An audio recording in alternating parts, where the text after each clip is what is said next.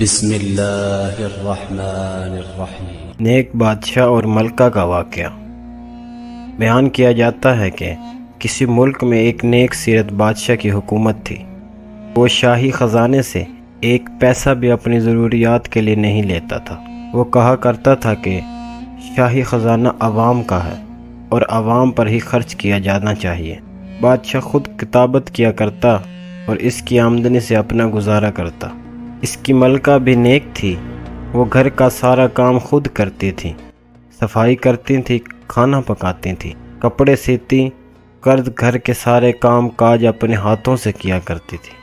ایک روز ہوا کچھ یوں کہ ملکہ کا ہاتھ روٹی پکاتے ہوئے جل گیا۔ جب بادشاہ گھر آیا تو ملکہ نے کہا، مجھے ایک خادم رکھنے کی اجازت دیں تاکہ وہ گھر کے کام کاج میں میری مدد کرے۔ بادشاہ نے کہا، ملکہ تم جانتی ہو کہ میں شاہی خزانے سے ایک پیسہ بھی نہیں لیتا، اس لیے کہ یہ عوام کا پیسہ ہے اور میری آمدنی اتنی نہیں ہے کہ میں ایک خادم رکھ سکوں، کیونکہ میری آمدنی میرے ہاتھ کی کمائی پر ہے اور کتابت سے اتنی آمدنی نہیں ہوتی کہ میں ایک تمہارے لیے خادم رکھ سکوں۔